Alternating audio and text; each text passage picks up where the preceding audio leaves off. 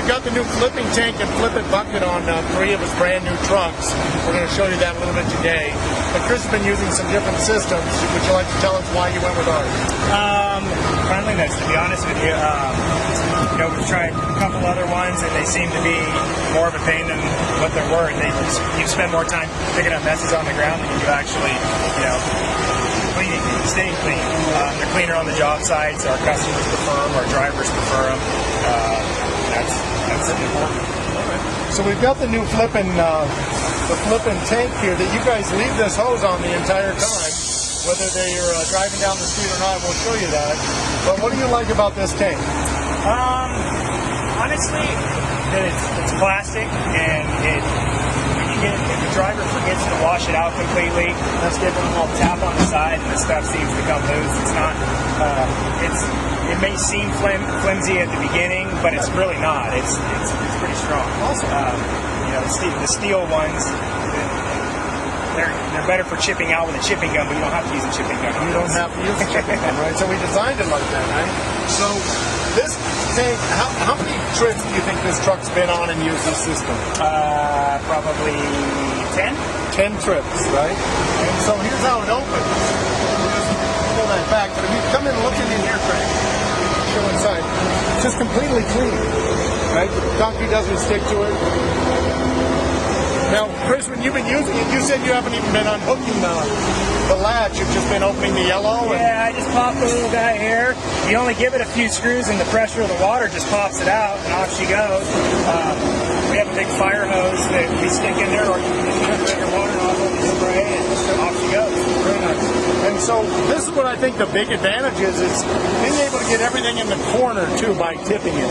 He hasn't had to tip it, but I think if you've got some sludge or something, you want to get it all out. If for some reason you let it dry, as he said, you can just turn it upside down and bang it a couple of times, and that's the maintenance of it. And then it's going to look exactly like it does right now. We just go ahead and latch it back up straight, put our screw back on. And again, these are steel cables, so that it's going to be harder for the driver to lose. And that was a big thing. I was using a rubber lanyard, and we were losing more. So I was using this rubber lanyard for years, and I still sell it with a rubber lanyard, but the steel seems to be better. This lid, again, has a steel cable to it that's vinyl coated. And then this here, this is the pull strap. So if I wanted to turn it upside down and not get wet, they could take the lid off and just turn it upside down without that on, and then the water would come out. But he's finding he doesn't need to do that.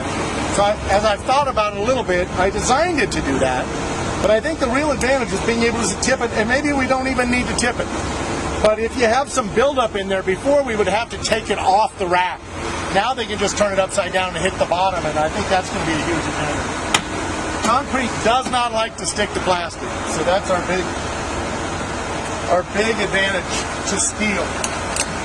This also helps to keep the lid on as it goes down the road if it was to be a little bit loose. Let's talk about the bucket back here. You were saying that it captures more of the mess as they're on a job site? Well, yeah, you can see here that a lot of our other systems, they only catch right around the lip right here. This actually covers everything. So, even when it's down a little bit lower, it catches everything. Yeah. So, it's all about being clean. Yeah. And you were telling me that even though if you would lift it up, that the hose doesn't always stretch out, but that it still drains with this on. Yes, as long as it's above the nozzle over there, yeah, it's just going to naturally siphon down. And then what's left in the hose, you just pick up and hose out. Yep.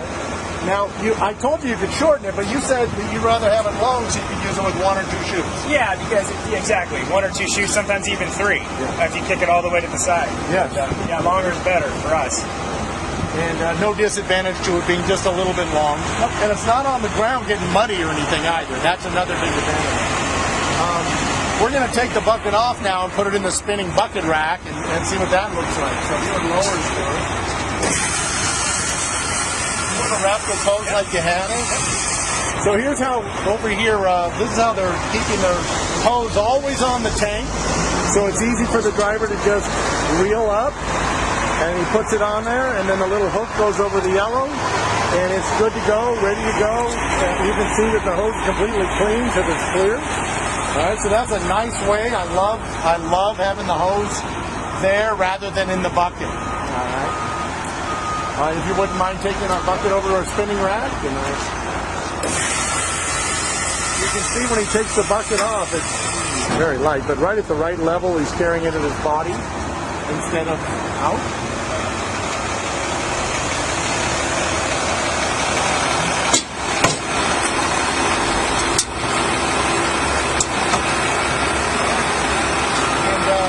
Talking about the reason you put it over here. Why'd you like the bucket on this side? Try to keep everything to one side.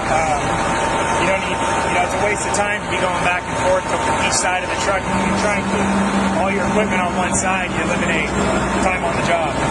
The other thing as a driver, I drove for 18 years. Chris has been driving.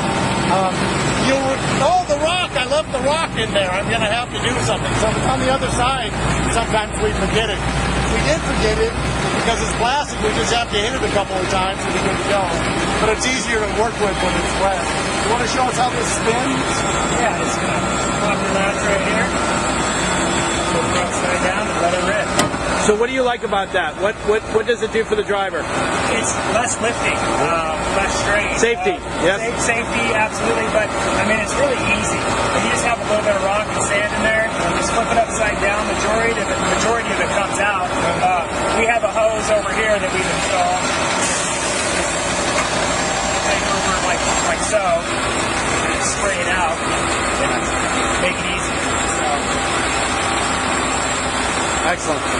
Again, we've got two zerts here for grease that will help keep that ball alive. Okay. So if you just keep a little bit of grease in there, that'll help. And the reason I like the way this is set up, that the valve's not hitting as he turns it upside down, even though it's open. Right?